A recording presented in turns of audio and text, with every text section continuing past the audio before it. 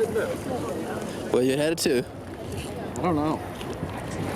North Pole, Arctic Circle, polar bears, remote.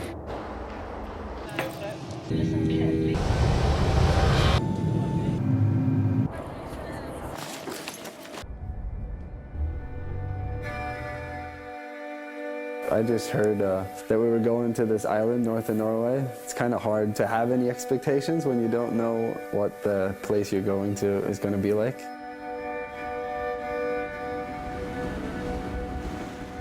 It took me more than 24 hours to get here. It was like 5 flights and a boat ride.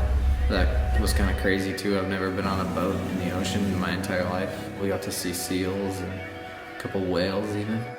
Like, I feel like I was like sort of a zombie by the end of the day, just trying to figure it out.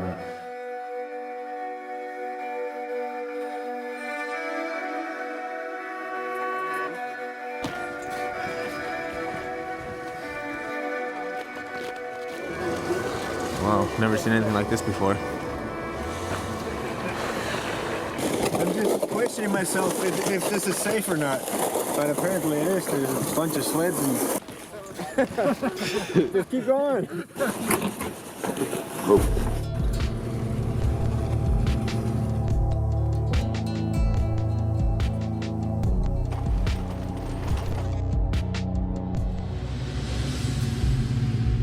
Pyramiden is a place, it's a little bit further away from Longyearbyen, and usually you access it in the winter by snowmobile. It's a surreal place that you come to that's just been frozen in time, quite literally. And when you start exploring the place, the rabbit hole just gets deeper and deeper and deeper. It's really strange. I guess being here hasn't been like spooky or anything. It's just like a feeling that not a lot of people get to experience, going to like a completely humanless, empty place that was lived in and was used. And now I guess it's pretty rare for anyone to even get up here. We have like 5 people living here, and Sasha, who's like the gatekeeper. My name is Alexander Romanovsky. Currently, I work as a guide in the ghost town of Pyramiden. Okay guys, so now we are in the culture house. I came here in February of 2012 for the first time, but now as you can see it's already May of 2016 and I'm still here. It's my favorite one in the culture house. It's a projector room. I'm an explorer deep in my heart. And of course, when I got here for the first time, I saw an enormous number of things to explore.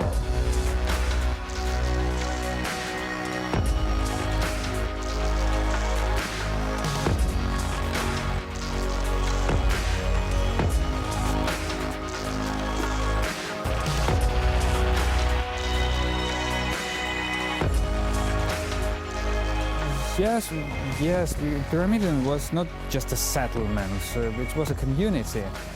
So they were interested in having everything, all the facilities. There is not so many people to live these days in Pyramiden, but still it is alive and I really love this place. Through snowboarding I get to experience such a cool locations and meet so many cool people, and you would never really want to come here, or like you probably would want to come here but you never would unless you were here on a snowboard trip.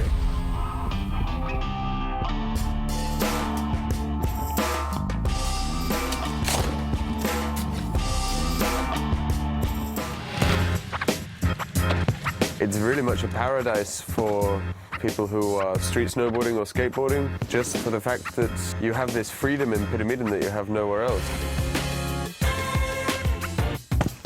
Fuck yeah. That's a sick shot. Boom! It is. Hell yeah.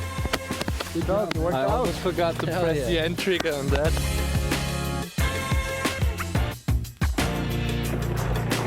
I don't feel like there are any rules. You can do whatever you want. It's a pretty strange thing, but I think it's cool.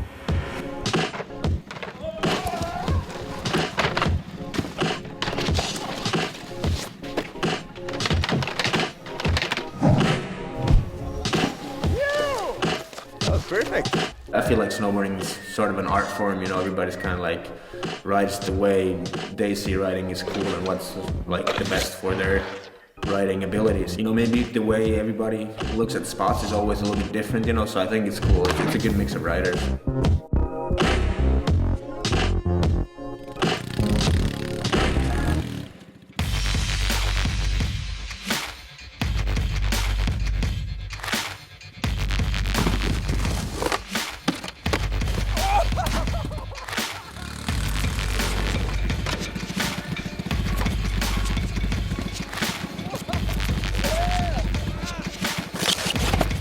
If anyone can do it, it's you!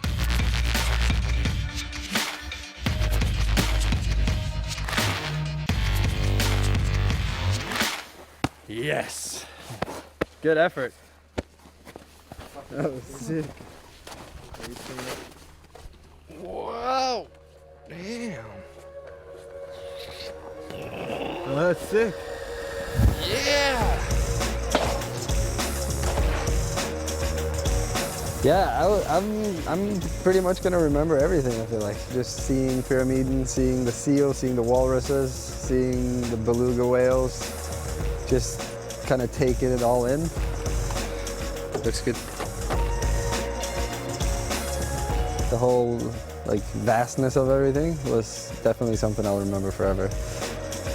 Probably one of the cooler things that I've hit all season, especially just it's all the way up here in Pyramiden in this abandoned town, which is like makes it a little more special, I guess.